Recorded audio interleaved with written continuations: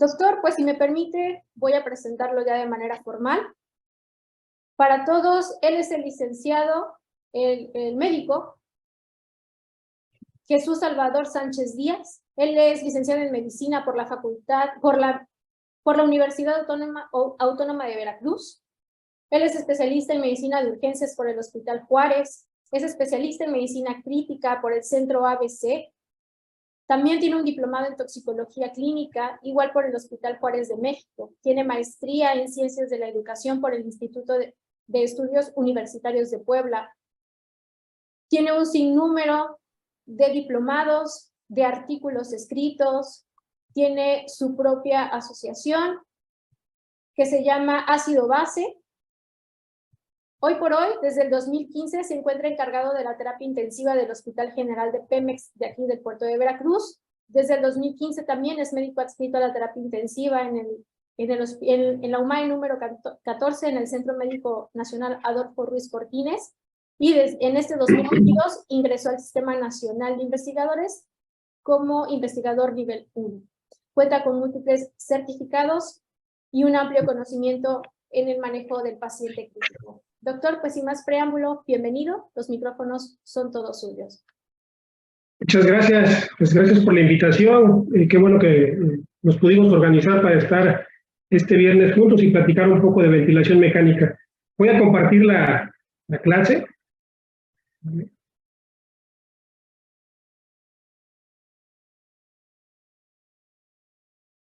Listo.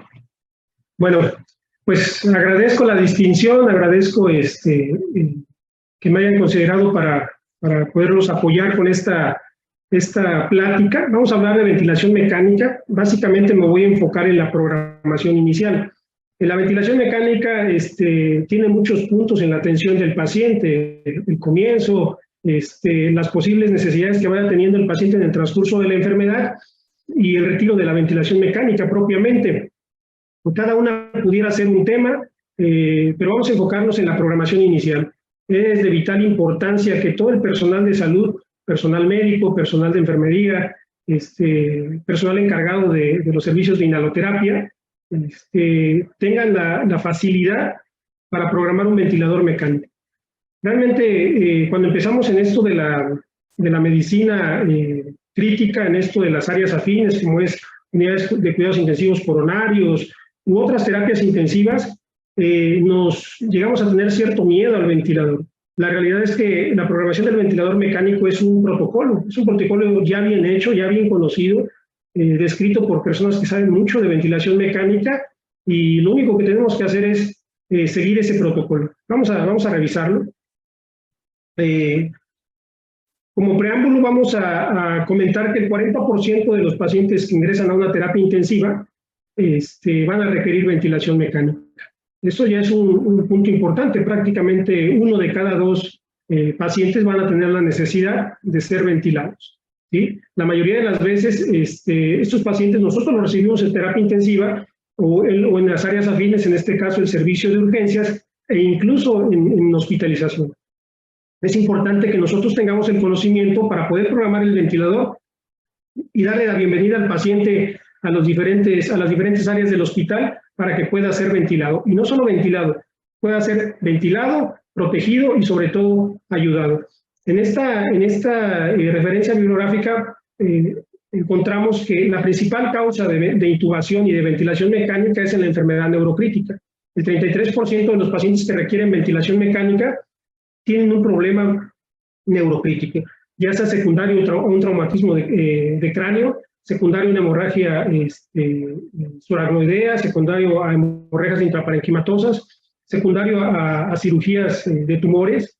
En el Seguro Social, la máxima capacidad que hemos alcanzado, o la mayoría de los pacientes que ingresan, son pacientes neurocríticos. Entonces es importante que nosotros podamos ayudarles a través de la ventilación mecánica. Muchos pacientes posoperados, si ustedes observan, prácticamente la mitad de los pacientes que van a requerir ventilación mecánica lo conforman la enfermedad neurocrítica y el paciente posoperado por diferentes diagnósticos. La sepsis 13%, neumonías también es una causa importante, aunque no no al nivel de la enfermedad neuropítica o el nivel del paciente posoperado y el trauma. La mediana de días, prácticamente 4 días. 4 días va a durar el paciente con ventilación mecánica. La mortalidad que se alcanza en la terapia intensiva, 22% de los pacientes que están con ventilación mecánica y en las áreas de hospital, hasta 36%. Entonces, ese es un panorama de qué tipo de pacientes van a tener la necesidad de ser ventilados.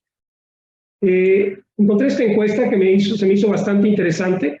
¿Qué tanto conoce el personal de enfermería? Entendiendo que la plática para la gran mayoría es para enfermeras. Esto no quiere decir que la ventilación mecánica sea diferente para las enfermeras, sea diferente para el personal de inhaloterapia, sea diferente para el médico especialista o el médico general. Realmente el protocolo existe y todos debemos de conocerlo. La aplicación del protocolo pues, debe de ser igual por cada uno del personal de la salud que reciba o atienda al paciente. ¿Sí? No va a cambiar porque sea enfermero o enfermera, porque sea médico u otra área afín, ¿no? Entonces, fíjense, le hicieron 20 preguntas al personal de enfermería. Este es un estudio publicado en la India, 20 preguntas. En promedio, hablando de ventilación mecánica, en promedio las enfermeras respondieron 14 preguntas. ¿Sí? El promedio de aciertos era de 73% cuando se le hicieron 20 preguntas al personal de enfermería. Llama la atención que la mayoría era personal joven, entre 20 y 40 años. ¿Sí? El 77% de las encuestadas tenía entre 20 y 40 años de edad. El 64% de las encuestadas tenía menos de 10 años de servicio. ¿Sí? El 77% era personal de cuidados intensivos y este era un hospital de tercer nivel. Entonces, como podemos observar, el personal de enfermería tiene conocimiento de la ventilación mecánica y es una obligación como enfermera conocer los parámetros, cómo los vamos a iniciar, qué le vamos a ofrecer a nuestro paciente. Es interesante, 73% de 20 preguntas. Entonces, esto lo podemos mejorar, ciertamente lo podemos mejorar a través de la práctica, a través de la preparación, podemos llegar a un porcentaje mucho, mucho mayor. Ya entrando en tema, vamos a hablar de algunas variables que es importante que nosotros conozcamos para definir los famosos modos ventilatorios. Cuando nosotros, un modo ventilatorio está conformado por 2 fases, por 2 variables, una variable de fase y una variable de control. Dependiendo cada una de ellas es el modo ventilatorio que vamos a tener nosotros. Las variables de fase son 3, trigger, también llamado disparo, ¿sí? Límite o control y ciclado. ¿Sí? ¿Qué es el trigger? El trigger es cuando inicia la inspiración.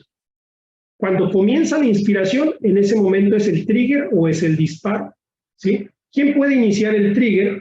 Lo puede iniciar el ventilador o el paciente. Cuando lo inicia el ventilador puede ser por tiempo, porque nosotros le programamos una frecuencia respiratoria a ese ventilador y cada cierto tiempo va a estar activándose ese trigger. O lo puede disparar el paciente, ya sea por presión, ¿sí? Por presión, porque el paciente inicia la ventilación, alcanza determinada presión y entonces comienza, o por flujo. El limitado, sí, también se conoce como variable de control, determina cómo el ventilador va a proporcionar esta respiración. Puede ser por flujo o puede ser por presión. ¿Cuánta presión voy a alcanzar? Alcanzando cierta presión, ¿sí? Digo, en su nombre está la definición, límite. Alcanzando cierta presión, el ventilador se va a detener. Si ustedes ponen presión inspiratoria de 15, ¿sí? Entonces, en ese momento, ese va a ser el límite. Si ponen volumen corriente de 400, en ese momento ese va a ser el límite, ¿sí? Y el ciclado. Ciclado es cambiar de inspiración a expiración. Yo inicio la inspiración, dura X tiempo, termina la inspiración y ahora viene la parte expiratoria. Entonces, estas tres variables van a definir el modo ventilatorio. Y las variables de control, ustedes ya lo saben, un ventilador puede estar controlado por volumen o puede estar controlado por presión. Supongamos, si tenemos un paciente en ventilación espontánea, pues el disparo lo va a iniciar el el paciente. Si tenemos un paciente en controlado, pues el disparo lo va a iniciar el ventilador. Si tenemos un paciente en asisto control presión, el límite va a ser una presión que nosotros determinemos y el ciclado puede ser por tiempo, por volumen, flujo o presión. Y podemos programarlo por volumen o por presión. Estas variables, cuando se integran, van a conformar los diferentes modos ventilatorios que ya conocemos. En esta imagen intento poner cuáles son los modos ventilatorios. Los modos ventilatorios tenemos modos asisto controlados y tenemos modos asistidos. Siguiendo el algoritmo, los modos asisto controlados tenemos asisto control volumen y asisto control presión. Y en los asistidos tenemos presión soporte. Y en este punto marco otros. Si algo nos enseñó la pandemia a los que estuvimos involucrados de forma real con los pacientes, existen los famosos modos no convencionales. La realidad es que los modos convencionales no han podido superar a estos modos también llamados modos convencionales. Yo les puedo decir que la mayoría de sus problemas, la mayoría de las veces que ustedes atiendan a un paciente, pueden garantizar una buena atención a través del modo volumen, control volumen, asisto control presión, o a través de una modalidad espontánea que sería la ventilación presión soporte o también conocida como CIPA, ¿sí? Entonces, estos tres modos nos dan pie a que nosotros podamos ofrecer un buen tratamiento para el paciente, un buen apoyo. Ahora bien, ¿cuáles son las variables que se van a programar cuando nosotros decidimos iniciar con asisto control volumen, volumen corriente, PIB, sensibilidad, frecuencia respiratoria, flujo? Del flujo va a depender la relación IE y fracción inspirada de oxígeno. Por otro lado, ¿cuáles son las variables que se van a programar cuando escogemos asisto control presión? Pues vamos a programar una presión inspiratoria, una PIB, sensibilidad, frecuencia respiratoria, tiempo inspiratorio de la cual va a depender la relación IE y una fracción inspirada de oxígeno. Estos modos, generalmente cuando llega el paciente los vamos a atender con asisto control volumen o asisto control presión. Más adelante veremos si realmente existe una diferencia entre cada uno de ellos a la hora de los resultados clínicos. Y la mayoría de las veces cuando iniciamos un proceso de weaning o cuando iniciamos un proceso para retirar el ventilador mecánico, retirar la ventilación mecánica, lo hacemos a través de ventilación con presión soporte o CPAP. Y entonces aquí vamos a programar una presión soporte, vamos a programar una PIP, una sensibilidad. La característica de la presión soporte es que tiene una sensibilidad inspiratoria, tiene una sensibilidad expiratoria y también cuenta con una fracción inspirada de oxígeno. Estos tres modos, si ustedes los conocen, los practican y los dominan, van a ofrecer buen soporte ventilatorio a sus pacientes. Existen otros modos que, desde mi punto de vista y muy particular apreciación, son cuestiones de mercado, ¿sí? El APRV, el ASB, el VAP, entre otro tipo de cosas. No se estresen si no tienen familiaridad con este tipo de modos, porque la realidad es que estos dos asisto controlados, volumen y presión, y este modo espontáneo que es la presión soporte, nos van a resolver la mayoría de los problemas a nosotros como personal de salud y sobre todo a los pacientes. Bien, vamos a distinguir las variables de fase. Ya dijimos que las variables de fase es trigger, límite y ciclado. Y esto, cada modo ventilatorio tiene sus características en estas variables. Vean, aquí tenemos el modo control volumen. De forma regular, cuando ustedes están parados frente a una pantalla de un ventilador mecánico, tiene tres curvas, ¿sí? Tiene tres curvas de forma regular, aunque algunos, ¿sí? Recuerden que los ventiladores de tercera generación hacia adelante son ventiladores que ya nos ofrecen ese monitoreo a través de curvas. Sí, los ventiladores de segunda generación, la famosa lavadora esta que los ositos, estos ventiladores eran ventiladores que tenían alarmas, pero eran números, ¿sí? Y la mayoría de las veces en los servicios de salud públicos, pues esos números están fundidos, o sea, no funcionan, ¿no? A partir de la tercera generación de ventiladores aparecen ventiladores con monitoreo gráfico, y eso nos ha ayudado muchísimo porque solo con ver la imagen podemos darnos una idea de qué está sucediendo.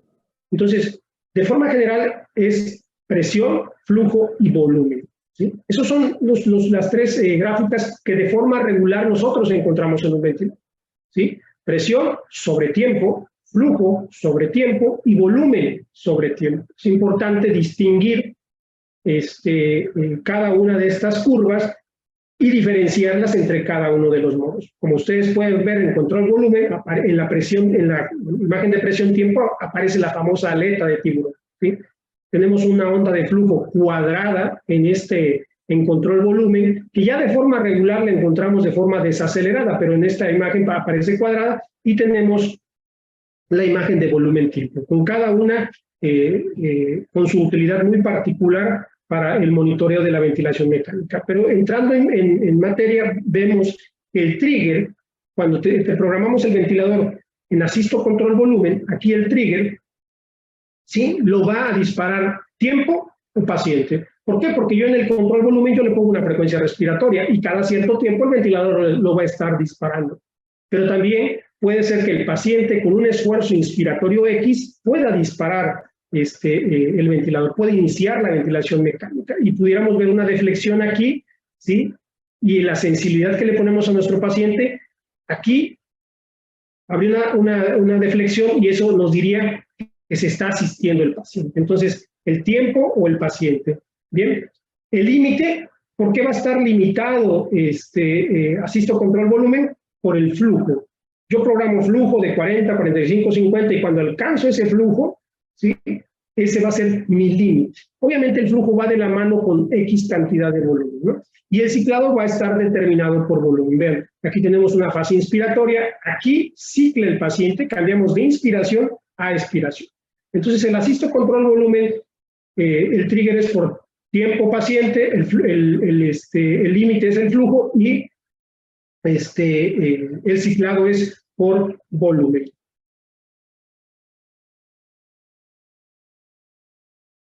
Ahora tenemos el asisto control presión, vean ustedes, trigger, límite y ciclado, ¿sí? Nuevamente, ¿quién dispara cuando es en control presión? Puede ser por tiempo o por paciente, o sea, la máquina o el paciente. ¿Quién lo limita? Una presión, ¿sí? Yo programo determinada presión en control presión, que cuando se alcanza, ¿sí?, ese va a ser mi límite, y quien lo cicla, lo va a ciclar el tiempo, ¿sí? Son cuestiones bien puntuales, ¿sí?, bien puntuales, y estas características, ¿sí?, por ejemplo, en el control presión, el límite es la presión, pero en el control volumen el límite es el flujo, ¿sí? Esto distingue un modo ventilatorio de otro, ¿sí? Y en este punto ustedes están pensando, doctor, ¿en qué momento empezamos con la programación inicial, no? ¿Sí? Pues vamos a esperar un poquito más porque todavía falta una diapositiva, ¿sí? Fíjense, hay unos conceptos que llamamos stress strain y el strain rate. Estos conceptos van en relación al volumen corriente, a la PIB y a la frecuencia respiratoria. Estrés es presión. ¿Cuánta presión genero yo en un alveolo? ¿Sí? Si yo meto mucho volumen corriente, puedo generar mucha presión en la pared del alveolo. Si yo pongo mucho PIB, puedo generar mucha presión en la pared del alveolo. Si yo pongo poco PIB, puedo generar el famoso atelectrauma, o puedo generar que el alveolo se esté haciendo muy grande o muy pequeño, y eso es una deformación, ¿no? Y el rate strain, que es velocidad de deformación, que es como la lesión que también se conoce por ergotrauma o por repetición, ¿sí? Si yo estoy lastimando a mi paciente con 800 de volumen corriente y con 20 de PIB, ¿sí?, y le pongo frecuencia respiratoria 14 por minuto, pues lo estoy lastimando 14 veces en un minuto. Pero en el strain rate, si yo le pongo 22 respiraciones, entonces ahora lo estoy lastimando 22 veces por un minuto. Y básicamente lo que buscamos a la hora de programar un adecuado volumen corriente, una adecuada PIB y una adecuada frecuencia respiratoria es limitar la lesión por presión, limitar la lesión por deformación y limitar la lesión por repetición, ¿sí? Entonces, son conceptos puntuales, ¿sí? Pero bueno, entrando en ¿cómo programaríamos al ventilador de forma inicial? Es importante entender cosas que debemos de considerar antes incluso de que estemos programando las variables comentadas. Más peso no es más tamaño, y aquí tenemos al Sol, ¿sí? Que es Luismi, y tenemos al Sol, y como podemos darnos cuenta, el Sol, en este punto, el Sol está bastante delgado y atlético, se ve bien, en forma, ¿sí? Y aquí el Sol, pues ya está bastante pasadón de kilos, ¿sí? Pero su parénquima pulmonar realmente es el mismo. Quizá tenga una limitante funcional, disminución de la capacidad residual funcional, de la distensibilidad, por la carga el exceso de peso que tiene aquí. Pero realmente el volumen pulmonar es el mismo, ¿sí? Entonces, si aquí pesa el Sol 70 y acá pesa el Sol 100, obviamente el volumen corriente en peso real sería muy diferente. Pero la realidad es que el parénquima pulmonar sigue siendo el mismo, aunque el peso sea diferente, ¿sí? Entonces, ¿cuál es la primera medida para otorgar protección pulmonar a un paciente? Medirlo. No debe de existir un área de un ventilador, de donde exista un ventilador, si no hay una cinta métrica, ¿sí? Eso es lo primero que debemos de tomar en cuenta. Hay un área donde existe un ventilador mecánico, entonces alguien debe de tener una cinta métrica para que nosotros podamos medir a los pacientes, ¿sí? Hay un ejercicio que en los cursos presenciales yo a veces les hago al personal con el que trabajamos y les decimos, ¿cuánto peso? ¿Sí? Y me dicen 80, 90, 100, ¿cuánto mido? 1,65, 1,70, 1,80. ¿Sí? Está corroborado que el mejor ojo, ya sea el ojo joven del personal de salud o el ojo experimentado del personal de salud, más del 80% de las veces falla. Y hagan ese ejercicio con sus compañeros, pregúntenle cuánto mido, cuánto peso, y se darán cuenta que la mayoría de las veces se falla. ¿Por qué? Por lo que es importante medir al paciente, ¿sí? No le pregunten a la enfermera más experimentada o al enfermero más experimentado como cuánto pesa un paciente, como cuánto mide. Hay que medirlo, ¿sí? Eso es lo primero. Medir al paciente es el primer paso para otorgar protección pulmonar. Ahora bien, en el año 2000, en esta referencia bibliográfica, el famoso estudio de Ars Network, del grupo de Ars Network, se publicó esta fórmula, es una fórmula validada, ¿sí? Y dice, talla en centímetros, menos 152.4 por 0.91, más 45.5, si es mujer. Talla en centímetros, menos 152.4 por 0.91, más 50, si es hombre. Esta es una fórmula que utilizamos porque es una fórmula validada desde hace ya 22 años. Pero también nosotros hemos venido trabajando con esta fórmula, es una fórmula que utiliza talla y el índice de masa corporal ideal que debería tener un individuo respecto a su género, en este caso mujeres 21.5, respecto a su sexo, 21.5 o 23 en varones. ¿Qué índice de masa corporal debe de tener esta persona con respecto a su sexo y con respecto a su talla? De ahí su peso ideal. Talla al cuadrado por 21.5. Entonces, lo más importante antes de iniciar con la ventilación mecánica es medir al paciente. Ese es el primer paso y el paso más importante, porque si comenzamos mal, pues vienen muchas desgracias.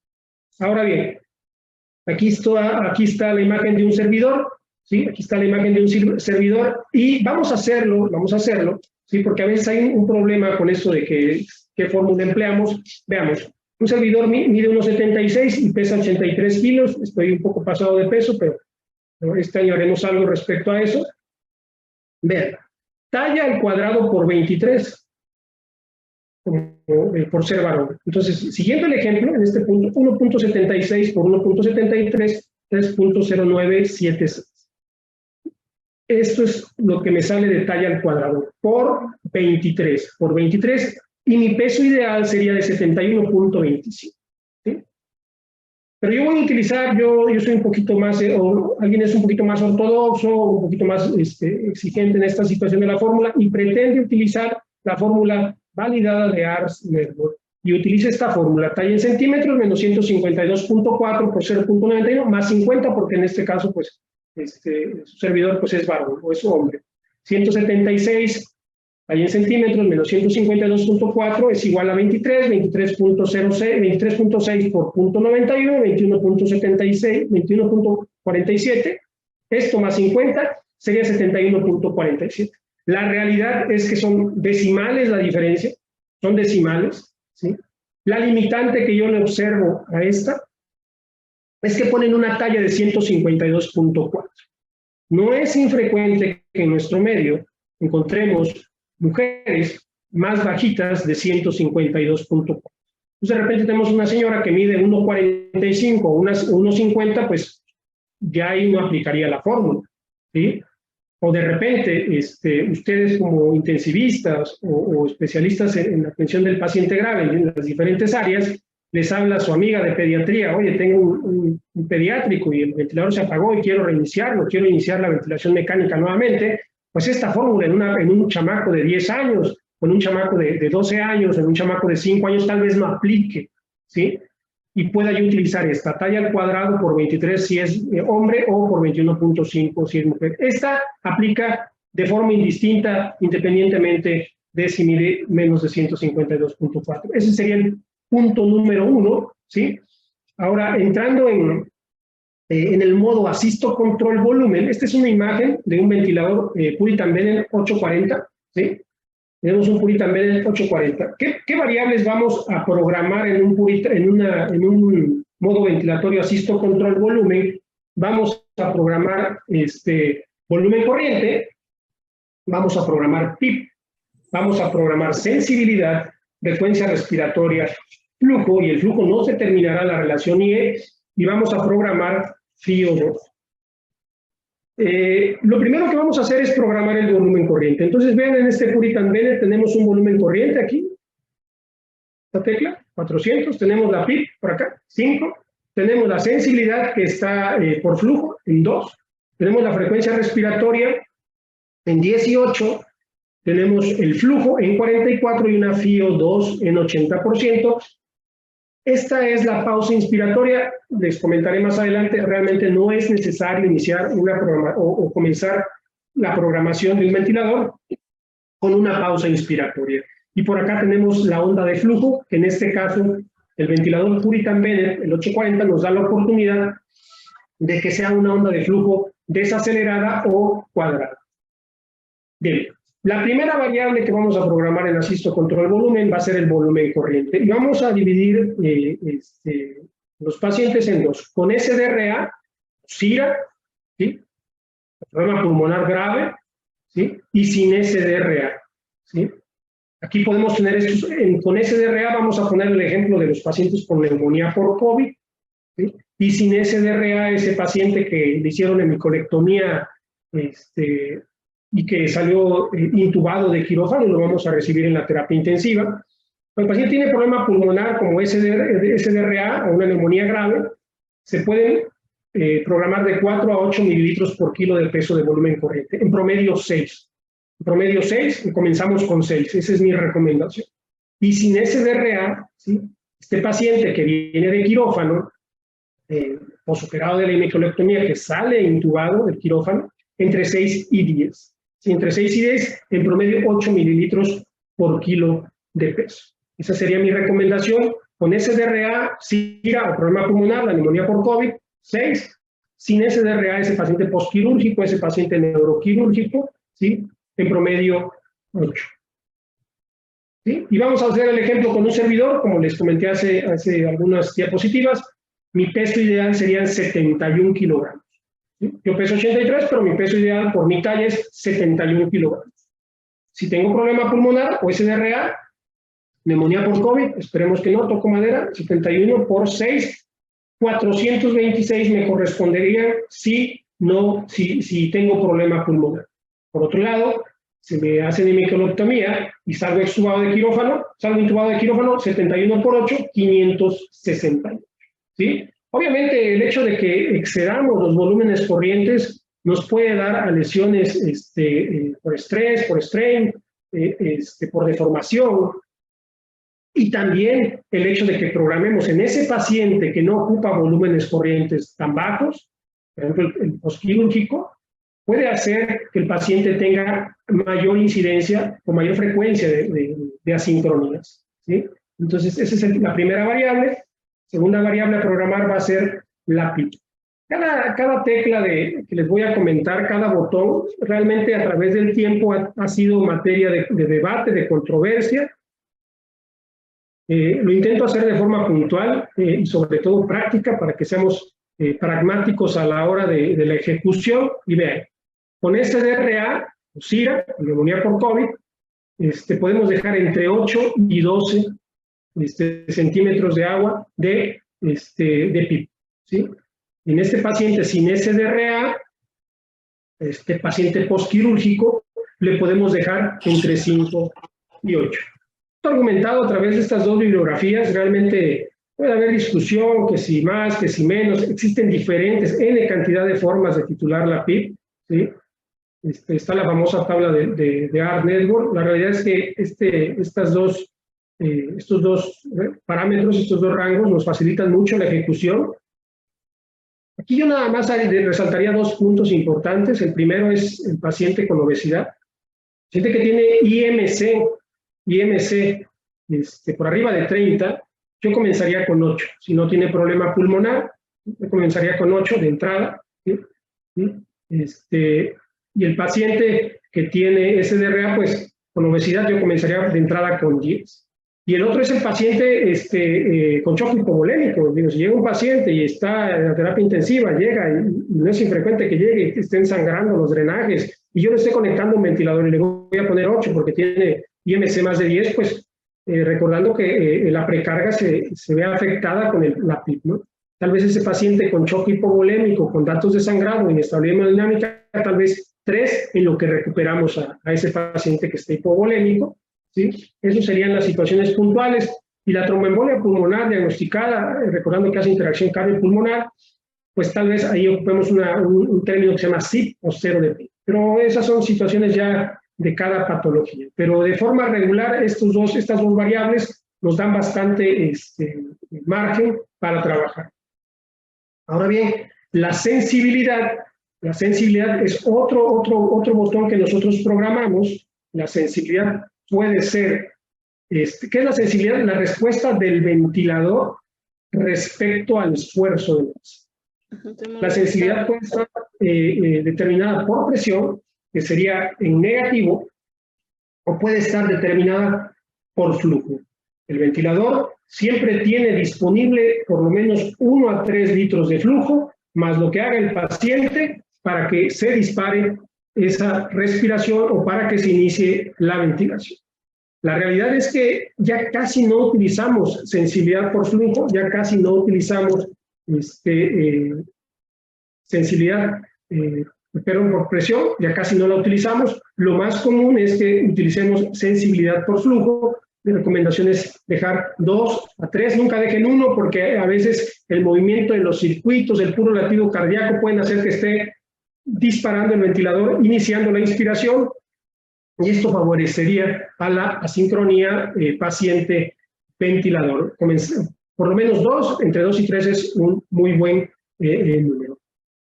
Ahora, otra variable que vamos a programar es la frecuencia respiratoria. Y estamos acá sin SDRA, este paciente postquirúrgico que llega intubado al servicio de urgencias, a hospital o al área de la terapia intensiva.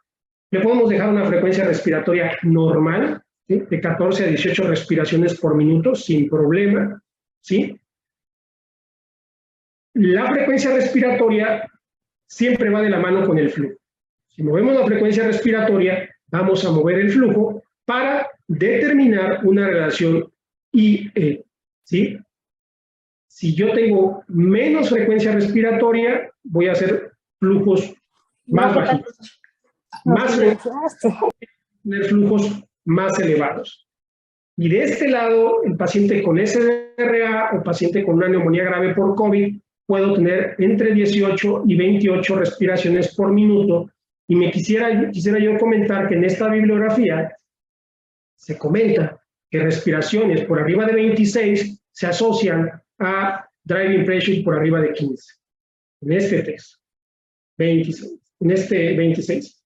Y en este texto, en el protocolo de Ars Network del año 2000, el promedio de respiraciones en el grupo de sobrevivientes, con el grupo de volumen corriente bajo, era de 29. Por eso yo pongo entre 18 y 28 como parámetros para iniciar la ventilación mecánica de frecuencia respiratoria. Bien, ya comentamos que la frecuencia respiratoria siempre va de la mano con mover el flujo. Yo subo la frecuencia respiratoria, subo el flujo, yo bajo la frecuencia respiratoria, bajo el flujo. ¿Sí?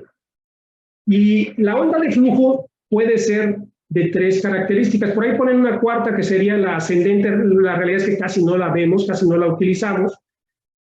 La onda cuadrada generalmente está asociada a sisto control volumen. La onda desacelerada está asociada a sisto control presión. Y esta forma sinusoidal del flujo, nosotros en este momento tenemos una respiración sinusoidal. Por eso cuando un paciente está en espontáneo, la onda de flujo es sinusoidal. Hay algunos, en los ventiladores, ya la mayoría de las veces, en control volumen, nos ofrecen también la opción de una onda desacelerada. ¿Sí? Generalmente la cuadrada es volumen, pero ya los ventiladores nos ofrecen una opción desacelerada. Control presión siempre va a ser desacelerada y espontáneo siempre va a ser sinusoidal.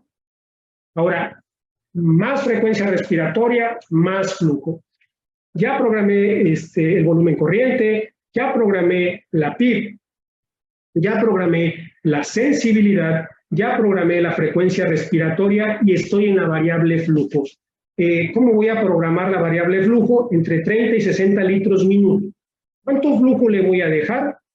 En este margen, el flujo que sea necesario para mantener una relación IE 1:2 o 1:3, específicamente 1:2. Entonces, yo pongo 18 de frecuencia respiratoria, por ejemplo, y voy a poner el flujo necesario para mantener una relación IE 1:2. ¿Sí?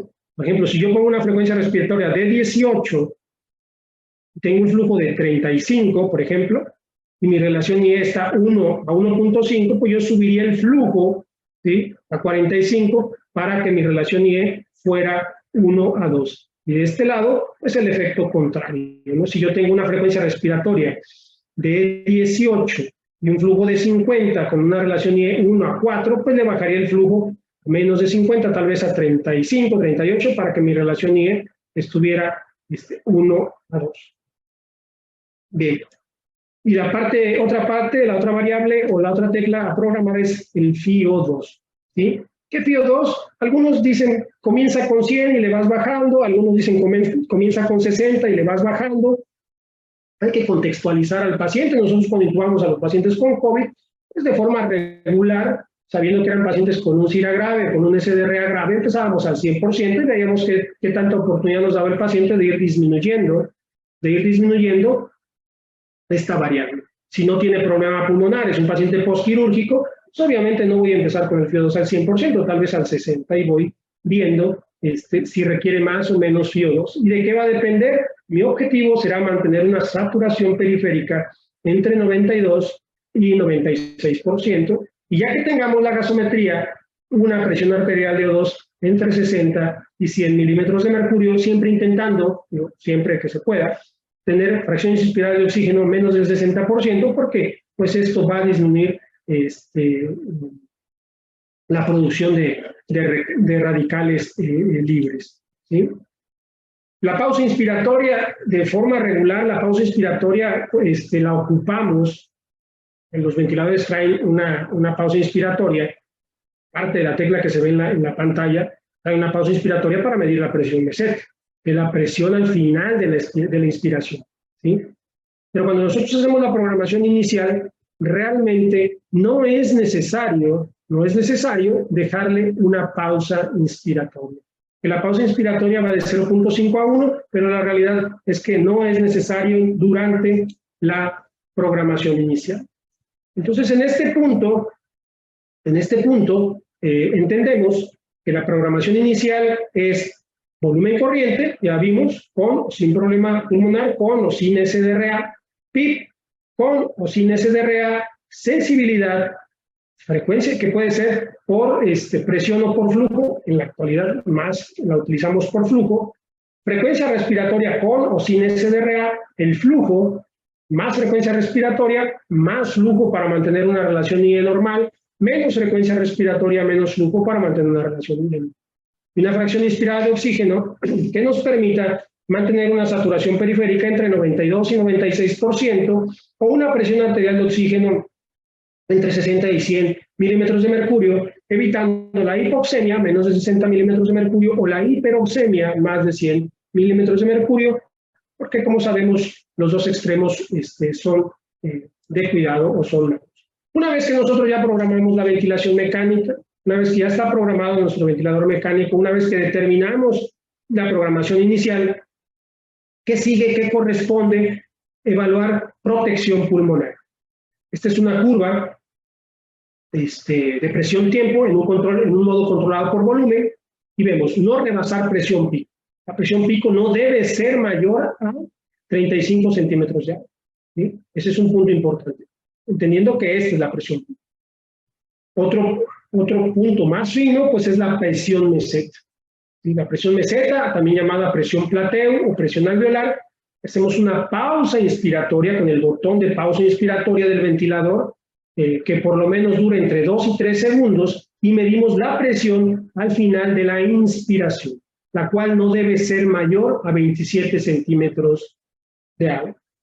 Y un concepto relativamente joven, porque relativamente ha tomado mucha fuerza, es el famoso driving pressure o la presión de conducción, que no es otra cosa más que a la presión meseta se le va a restar la pi. ¿Sí? Y no debe de ser más de 13 centímetros de agua, lo que, por ejemplo, si yo tengo un alveolo y le meto y tengo un driving pressure de 20, tal vez mi alveolo esté haciendo esto. Se está distendiendo más de lo que debe de distenderse, está teniendo mayor estrés, o sea, mayor presión, está teniendo mayor estrés, ¿sí? Quizá está entrando más volumen corriente del necesario, y si a eso le agrego una strain rate o una lesión por repetición, pues más veces. Sin embargo, si yo tengo una presión de conducción, un driving pressure de 10 o de 12, tal vez haga esto, ¿sí? No se sobredistienda y no esté lastimando a nuestro paciente. Ya hice la programación inicial, ya observé que tengo metas de protección pulmonar. ¿Qué sigue? Tomo una gasometría, voy a tomar una gasometría, en este caso esta gasometría, con el modelo de los 3 pasos y las 3 fórmulas, que es otra plática. Vean, pH de 7.9, observo acidemia, CO2 de 54, esta acidemia respiratoria, y me voy al tercer paso, que es la base, la cual se modifica, entonces identifico una acidemia respiratoria. Bien, el primer punto es, en esta gasometría, observar que la presión arterial de O2 esté entre 60 y 100, evitar la hipoxemia y la hiperoxemia. Entonces la presión está en 83, no hay hipoxemia, no hay hiperoxemia. No le movería yo la fracción inspirada, ¿sí?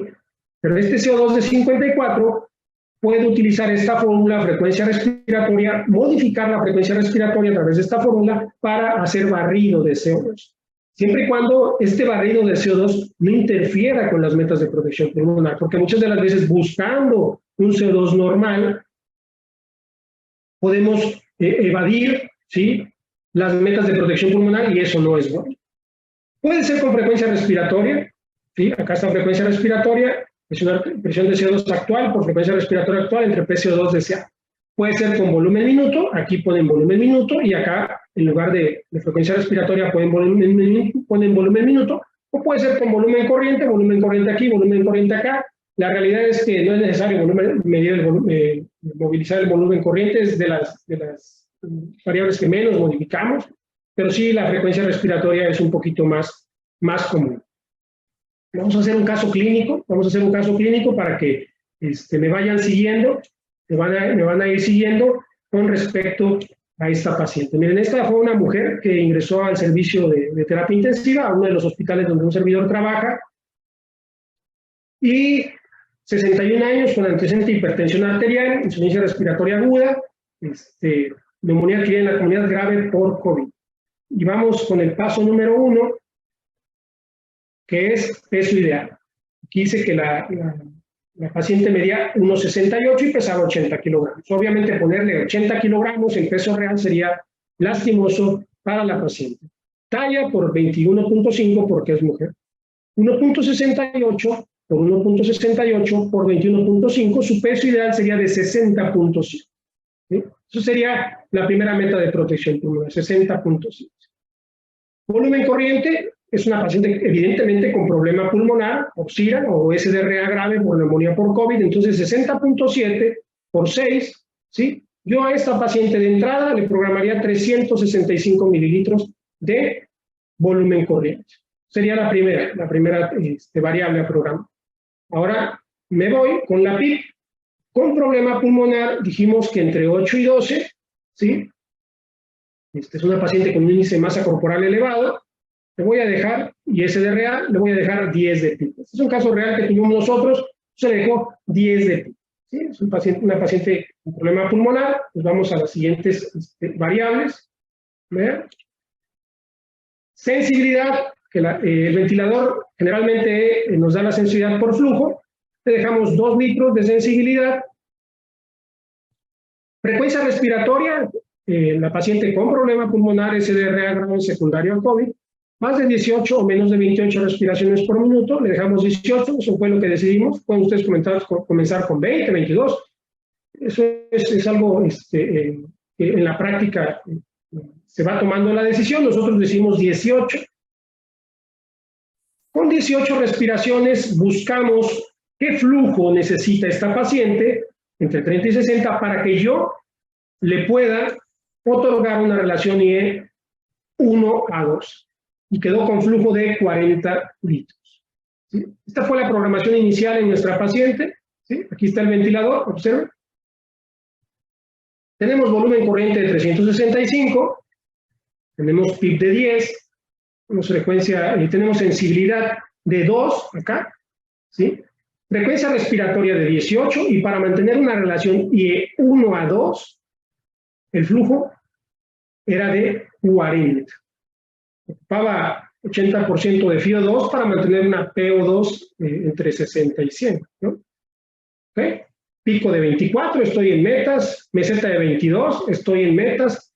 Meseta menos PIP es driving pressure. 22 menos 10, driving pressure o presión de conducción, 12. O sea, estoy en metas de protección pulmonar. ¿Sí? Ya en este punto tengo mi programación inicial. Ya inicié la ventilación en esta paciente. Ya está conectada. Es importante, sé que pudiera ser lógico, pero todos estos números los vamos a programar. Y ya una vez programado, lo conectamos a nuestro paciente. Aquí yo ya lo había programado, ahora conecté a mi paciente y estas son las variables con las que inicia mi paciente. Le tomamos la gasometría de control, ¿sí? La gasometría de control que era parte del ejemplo anterior. Y vean, acidemia respiratoria crónica, 54 de CO2, dijimos que no le vamos a mover a la FiO2 porque mi presión arterial de O2 está entre 60 y 100 milímetros de mercurio, no tengo hipoxemia, no tengo hiperoxemia. ¿Sí? Aplico la fórmula, frecuencia respiratoria, para llegar a un CO2 deseado siempre y cuando las metas de protección pulmonar lo permitan. ¿Sí? Entonces, yo tengo un CO2 actual de 54, una frecuencia respiratoria actual de 18 en el ventilador y la voy a intentar llevar a 40. Vamos a ver si la protección pulmonar lo permite. Vean, CO2 actual de 54, acá lo tenemos, acá, por 18 programado en nuestro ventilador, entre 40 igual a 24. Esto nos dice que debemos de subir la frecuencia respiratoria a 24 para tener un CO2 de 40. Vamos al ventilador y aquí está. Subimos la frecuencia respiratoria de 18 a 24. Más frecuencia respiratoria, necesito más flujo para mantener mi relación IE. Entonces, incrementé el flujo de 40 a 50. Más flujo, más presión en el ventilador. Entonces, vamos a ver cómo se modificó el ventilador. La pico tenía 24, se fue a 26. La meseta tenía 22, se fue a 23. la media estaba en 10, se fue a 12, la relación IE la mantuvimos incrementando el flujo, y el volumen minuto, que es volumen corriente por frecuencia respiratoria, si ustedes multiplican 24 por 0.365, se darán cuenta que incrementó el volumen minuto. Revisamos, mantenemos protección pulmonar, tenemos pico de 26, 23, menos 10, tenemos driving pressure de 13 y tenemos meseta de 23, ¿sí? Mantenemos protección pulmonar. Tomamos una gasometría de control, vean, sigue con acidemia, pero el CO2 se fue a 41, ¿sí? El CO2 se fue a 41, ¿sí? Tenemos una acidemia. ¿Es respiratoria? No, porque el CO2 está normal. ¿Es metabólica? Sí, porque tiene menos 5.7 de déficit de base. Entonces, acidemia metabólica, aplicó la fórmula, 1.5 por bicarbonato más 8 más menos 2, 1.5 por 20.7 más 8 más menos 2, sin trastorno pulmonar porque le corresponden 39 de CO2, o sea, más menos 2, y tiene 41. Ya no tiene acidosis respiratoria, lo único que le quedó a esta paciente fue la acidosis metabólica. Si es un ejemplo claro, ya inicié la programación, o sea, ya tengo mi programación inicial, ya le tomé la gasometría, ya tengo protección pulmonar, ya está ahí conectada a mi paciente, ¿sí? Esto es la programación inicial, ¿sí? Conecto a mi paciente, le doy protección pulmonar, me mantengo en metas, no tengo hipoxemia, no tengo hiperoxemia y estoy cuidando a mi paciente, ¿sí? Bien. Creo que en este punto estamos, sí, un poco cansados de ver tantos números. Un poquito más. Yo les hablé de asisto control volumen. De asisto control volumen. Un poquito de asisto control presión. ¿Qué podemos hacer? Si ustedes observan, las variables diferentes en asisto control presión son que en lugar de tener un volumen corriente aquí, tenemos una presión inspiratoria, ¿sí? Entonces, en asisto control presión, el volumen corriente va a depender de la presión inspiratoria que yo le pongo. Más presión inspiratoria, más volumen corriente, menos presión inspiratoria, menos volumen corriente, ¿ok? Ahora, y en lugar de tener flujo, del cual depende la relación IE, tenemos tiempo inspiratorio, ¿sí? Son las dos variables que cambian, y observen aquí en el ventilador, tenemos presión inspiratoria aquí, que sustituye al volumen corriente, y tenemos tiempo inspiratorio, que sustituye al flujo, ¿sí? De ahí en fuera la frecuencia respiratoria sigue, la sensibilidad sigue, el PIB sigue y la FiO2 sigue. Entonces vamos a enfocarnos en estas dos variables, presión inspiratoria y tiempo inspiratorio. La primera variable que voy a programar, en lugar de volumen corriente, va a ser tiempo inspiratorio, va a ser presión inspiratoria. ¿Qué es la presión inspiratoria? La presión necesaria para generar determinado volumen. En asisto control de volumen yo le pongo el volumen corriente que yo deseo. Pero en asisto control presión yo debo de poner X presión inspiratoria para alcanzar X volumen corriente. En este caso, el volumen corriente sería de 365, que era la protección pulmonar en la bolita, que vimos el ejemplo. ¿Y qué es la presión inspiratoria? Vean, esta es una curva de presión, tiempo en el modo control volumen, ¿sí? Porque no está la aletita de tiburón, ¿sí? En la presión, en la curva de presión tiempo. Entonces, tenemos la PIB, que es de 5, esto es la PIB, y la presión inspiratoria que yo ponga es sobre PIB, ¿sí? Entonces, yo le pongo 15 de presión inspiratoria, que sería de aquí hacia acá. La suma de la presión inspiratoria, 15, y la suma de 5 de PIB sería 20. Entonces, la presión máxima hasta acá sería 20. La presión inspiratoria que yo le programe al ventilador va a determinar la cantidad de volumen corriente que voy a generar. Veamos. Este es el ejemplo. Más presión inspiratoria, más volumen corriente, ¿sí? Por ejemplo, si yo aquí tengo 15 de presión inspiratoria, tal vez genere 500 de volumen corriente, ¿sí? Menos presión inspiratoria, menos volumen corriente. Aquí tengo 15 de presión inspiratoria, genero 500. Acá tengo 10 de presión inspiratoria, genero 300. Menos presión inspiratoria, menos volumen corriente, ¿sí? Entonces, la presión inspiratoria va a determinar cuánto volumen corriente va a generar el paciente, ¿sí? Pues aquí no programo el volumen corriente. Yo le pongo 15 de presión inspiratoria, por ejemplo, va a generar 500, por decirlo así, de volumen corriente. Pero si de 15 le bajo a 10, ahora ya no va a generar 500 de volumen corriente, va a generar 350. Más presión inspiratoria, más volumen corriente, menos presión inspiratoria, menos volumen corriente. Y la otra variable que es diferente es el flujo, ¿sí? El control presión no tiene flujo. No tiene flujo, tiene tiempo inspiratorio. Igual, yo ya programé la frecuencia respiratoria en control presión. Yo ya la programé. Pero ahora, en lugar de irme a la variable flujo, me voy a la variable tiempo inspiratorio, ¿sí? ¿Qué tiempo inspiratorio le voy a dejar al paciente? El necesario para mantener una relación IE 1:2, ¿sí? Y les voy a poner un ejemplo. Si yo tengo ¿cómo pueden ustedes determinar qué tiempo inspiratorio le van a poner a un paciente en control presión? Ocupan esta fórmula. Frecuencia respiratoria programada es 60 entre frecuencia respiratoria programada entre 3, ¿sí? ¿Por qué? Vean, 60 entre frecuencia respiratoria programada entre 3. Entre 3, si mi relación IE es 1:2, vean, 1 y 2 son 3. Si quieren una relación 1:3, vean, 3 y 1 son 4, dividirían entre 4. Y vamos a pensar que en el ventilador mecánico tienen una frecuencia respiratoria programada de 18. ¿Sí? Vean, 60 entre 18 entre 3, 1.1. Yo le pondría a ese paciente en control presión un tiempo inspiratorio de 1.1 para mantener una relación IE 1:2. ¿Sí? ¿Sí? Espero que haya quedado claro.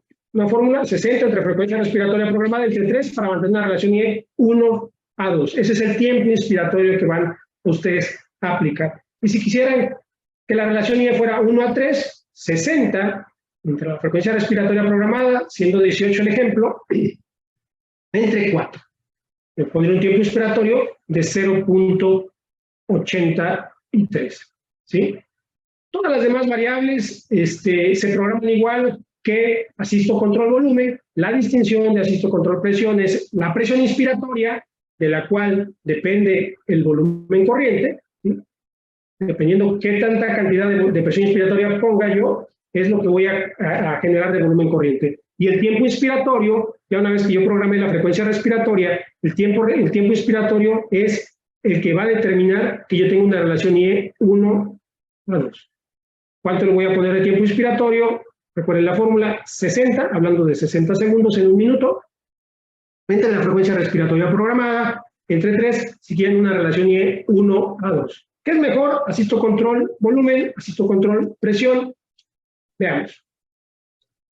En la realidad, este es un estudio de ya hace algunos años, 5 años, y era pacientes postquirúrgicos. Aquí tenemos control presión, aquí tenemos control volumen. Si ustedes observan las complicaciones pulmonares, fueron, por ejemplo, acá vemos falla respiratoria, 9% en control presión, 2.7 en control volumen, con una P significativa, edema pulmonar, 10.8 en control presión, 5.1 en control volumen. Se generaba más volumen corriente de lo que necesitábamos en control presión, porque no es exacto el control presión para determinar un volumen corriente, y más driving pressure, más presiones en control presión, ¿no? Y vean, acá también, más poder mecánico. Entonces, control presión genera más complicaciones pulmonares, ¿sí? Llámese reintubación, edema pulmonar, falla respiratoria, neumonía. No controlamos de forma exacta los volúmenes, cosa que sí sucede con asisto control volumen, y se generan más presiones a pesar de todo. Driving pressure mayor y poder mecánico mayor cuando utilizamos asisto control presión. Yo digo que cualquiera de los dos modos es útil, pero me parece, esto es una mera opinión de práctica médica, y es que asisto control presión necesita más tiempo de nosotros. Hay que estarlo vigilando más al paciente porque de repente en la mañana le dejamos una presión inspiratoria de 15 y genera 400 de volumen corriente, y tal vez para la otra mañana, en 24 horas, ya está mejor el paciente, ya tiene más alvéolos abiertos y ahora con 15 de presión inspiratoria está generando 500 de volumen corriente y nadie se ha dado cuenta, ¿sí? Ese es el defecto que yo le veo, ¿sí? Que no controlamos de forma exacta el volumen corriente, ¿no? Bueno, eso es parte de la plática. Esta es una frase de Víctor Frank: las decisiones, no las condiciones, determinan qué hacemos y quiénes somos. Hay que dejarse de quejar de lo que hay o de lo que no hay, de lo que sucede o no sucede en los diferentes hospitales, y nosotros vamos a determinar qué vamos a hacer nosotros de nuestra práctica médica, o nuestra la práctica del personal de salud. Este es mi correo electrónico, Dr. Salvador Sánchez Díaz, por si alguien necesita alguna información o algún texto que le genere duda o curiosidad. Sigan la página de ácido base de lo complejo a lo sencillo. Siempre estamos subiendo información con respecto a líquidos, electrolitos y ácido base. Casualmente, casi siempre me invitan a dar temas de ácido base. Tenía años que no daba una plática de ventilación mecánica, aunque participo con el grupo de Avento, soy parte del grupo de Avento, soy instructor de ventilación mecánica, tenía mucho tiempo que no daba una plática de ventilación mecánica. Me dio mucho gusto desempolvar esta parte de la ventilación mecánica. En Twitter, Jesús Sánchez 148, también subimos información interesante, y jesús.sánchez.díaz, Instagram, pues ahí solo subimos fotos para que el día a día. Y tenemos nosotros el curso de ácido base, es un curso en línea, son 12 clases grabadas, ¿sí? Que al adquirir el curso las personas tienen 60 días para completarlo. Es un curso avalado por el Colegio de Medicina Crítica y está en esta plataforma, la plataforma IMAS. Si ustedes se meten a la página de ácido base, en diferentes publicaciones encontrarán el link que los lleva a la plataforma IMAS, por si alguien está interesado en adquirir el curso de ácido base de lo complejo a lo sencillo. Nada más, muchas gracias. No sé si tengan dudas, comentarios, los escucho. Muchas gracias. Muchas gracias, doctor Salvador. Agradecemos su notable participación, dominio del tema, y pues es un amplio reconocimiento que tiene aquí en la región como ponente y también como doctor. Abrimos los micrófonos para las participaciones. Si alguien tiene a bien, puede levantar la mano y le daremos la palabra. También lo pueden hacer desde el chat.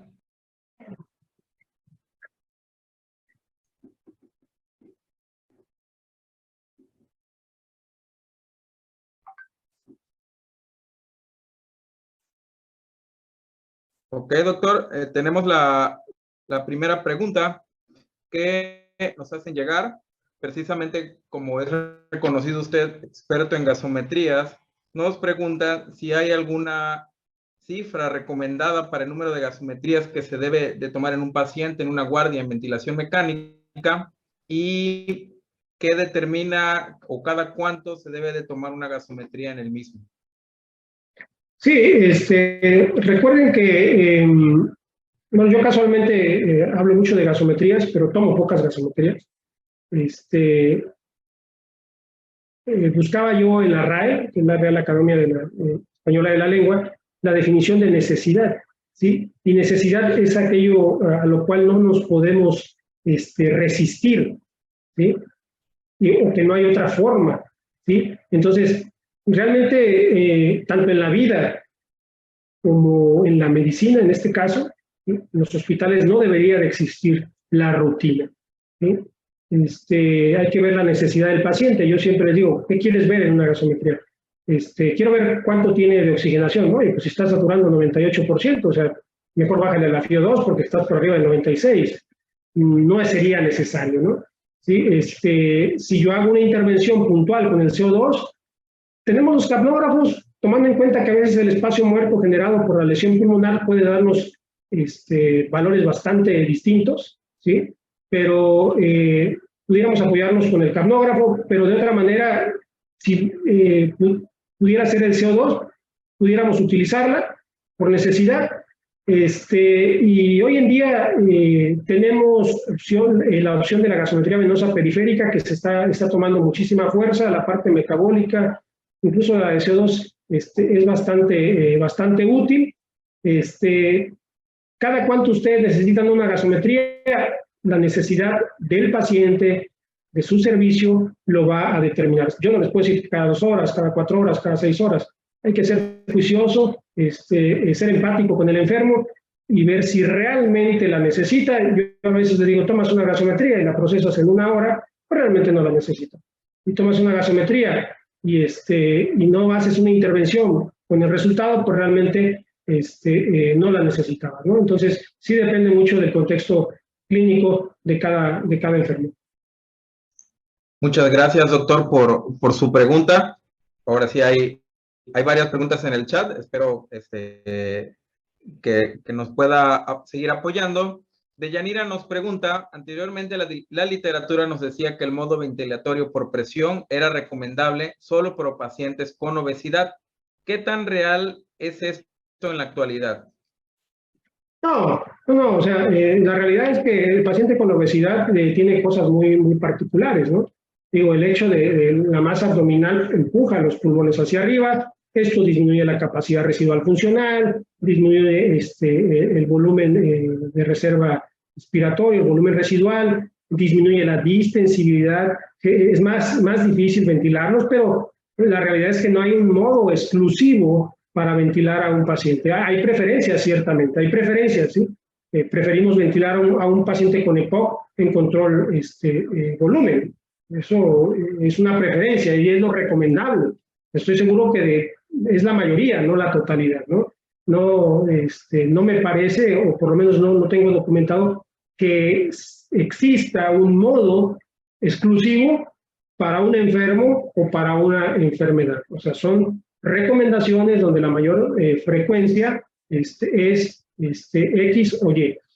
Ahora bien, el modo que utilices, debes de mantener protección pulmonar, picos menos de 35, mesetas menos de 27, driving pressure menos de 13, y si esto lo consigues a través de uno u otro modo, pues adelante, el paciente está protegido indistintamente del modo ventilatorio en el que se encuentra. Muchas gracias, doctor. Siguiendo en el contexto de pacientes con obesidad, preguntan, ¿cuál es la relación del PIB con el índice de masa corporal? ¿Por qué dio esa recomendación? Sí, miren, cuando el paciente no tiene problema pulmonar, decimos de 5 a 8. ¿Sí? El simple hecho de que el paciente tenga un índice de masa corporal por arriba de 30, sugerimos que tenga el paciente, que comencemos con 8. ¿Sí? Sugerimos que comencemos con 8, pero obviamente eso es una recomendación por las limitaciones funcionales y anatómicas que ya nosotros conocemos del paciente con obesidad, ¿no? Yo sé que el paciente con obesidad pues tiene menos distensibilidad, menos capacidad residual funcional, genera más presiones, ¿sí? Entonces sé que 5 de PIB seguramente no va a favorecer a este paciente, ¿no? Por eso la recomendación sería 8, y si tiene más de 40, quizá 10 sea lo recomendable. Pero insisto, doctor, al final la protección pulmonar nos va a determinar. Yo les puedo decir, pónganle 10 al paciente con IMC de 40, pero si están sobrepasando la protección pulmonar, no usen 10, usen menos, ¿no? Muchas gracias, doctor. Preguntan, Sandra, cuando el ventilador marca volumen bajo, ¿qué se puede hacer? Bueno, ahí lo primero es checar la presión del globo, ¿eh? O sea, siempre que el ventilador nosotros lo conectamos y marca volumen bajo, podemos nosotros pensar que el globo no tiene la suficiente presión, ¿no? Y esto lo pudiéramos documentar a través de la curva de volumen-tiempo. Recuerden que la curva de volumen-tiempo tiene una fase inspiratoria, llega al punto más arriba, de ahí viene la inspiración. Si la rama expiratoria no toca la línea de base, ¿sí? Esto quiere decir que hay fuga, ¿sí? Es una forma de documentar la fuga. Si la parte expiratoria de la curva de volumen-tiempo no toca la línea de base, yo puedo entender que está fugando. Ahora bien, la fuga puede ir de adentro hacia afuera, puede ser que el globo esté desinflado, porque no está roto, no tenga la cantidad suficiente de gas para mantener la presión adecuada, puede ser que alguno de los circuitos tenga fuga, entre otras cosas, ¿no? Muchas gracias, doctor. Hay muchas preguntas. Miguel nos comenta, gracias por sus preguntas, eso es algo positivo y el interés que están notando. Miguel pregunta, gracias por la ponencia. Mi pregunta sería, la evaluación del PIB con base al FIO2 en pacientes con sobrepeso y SDRA. ¿Cuál sería su experiencia? Y saludos desde Tijuana. Bien, la correlación PIB-FIO2 está bien documentada en la tabla de ARS Network, ¿no? De hecho, en la tabla de ARS Network, cuando ustedes ponen así en el Google ARS, ARDS Network, tabla, les baja la tabla, y la tabla tiene dos vertientes, una PIB alto y otra PIB bajo, ¿sí? Entendiendo como PIB alto 12 o más, PIB bajo menos de 12, ¿no? Y hace una relación entre dar más PIB y menos FIO2 o dar menos PIB y más FIO2, ¿sí? La relación PIB-FIO2 está bien descrita en la tabla de ARS Network, ¿sí? Ahora bien, intento con estos valores de PIB darles números que resuelvan la mayoría de su práctica en los hospitales, pero en relación a la PIB y el FIO2, pues hay que buscar metas, ¿no? Que la PIB, que la cantidad de PIB no sea generadora de driving pressure por arriba de 13, que la cantidad de PIB no sea generadora de mesetas por arriba de 27 y que la cantidad de FIO2 no condicione hipoxemia o hiperoxemia. Básicamente esa sería la recomendación. Muchas gracias, doctor. Miriam pregunta, ¿cuál es su apreciación de quienes piensan que ya no se emplean los modos intermitentes para generar una decanulación programada?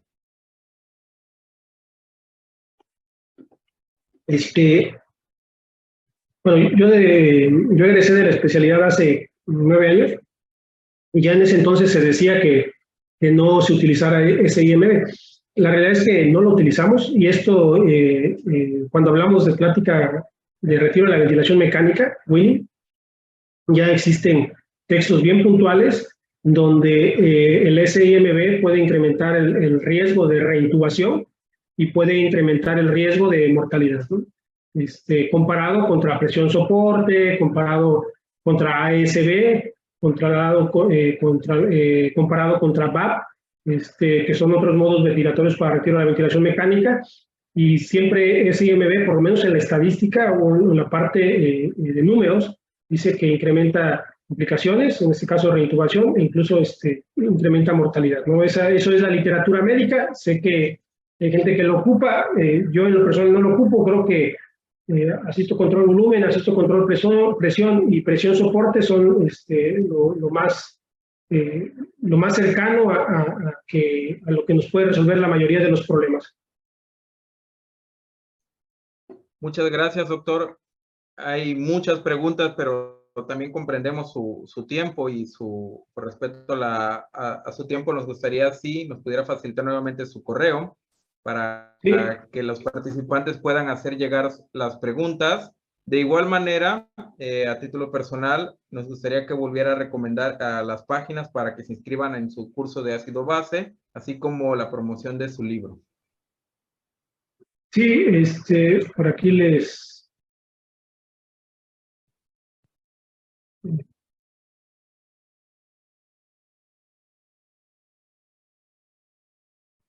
No sé si por ahí vean ya vemos la diapositiva. En la última creo que venían sus datos. Por aquí está la página. A ver. Este es el libro, ácido base, manual práctico, ácido base, líquidos y electrolitos. Aquí son 30 temas de líquidos, de los 6 electrolitos, de ácido base y misceláneos, ¿sí? Esto a través de la página de ácido base lo pueden solicitar, ¿sí? Es el manual práctico, y este es mi correo electrónico de R. Salvador Sánchez Díaz, Gmail. Ha sido base de lo complejo a lo sencillo, es la página en el Facebook, si la pueden seguir, se los agradecería. Jesús Sánchez en Twitter, 148, y el Instagram. En la página de ácido base de lo complejo a lo sencillo, en diferentes publicaciones van a encontrar publicación con respecto al curso de ácido base. Y si ustedes le dan clic al link, los va a llevar directo a la plataforma IMAS, que es esta, ¿sí? Y ahí ustedes pueden adquirir el curso de ácido base. Son 12 temas de ácido base, 12 temas grabados por un servidor, y ahí tienen 60 días después de que lo adquieran para poderlo concluir. Está muy bueno, no es porque yo lo haya hecho, pero sí lo hice yo y sí está muy bueno, pero por ahí lo pueden adquirir.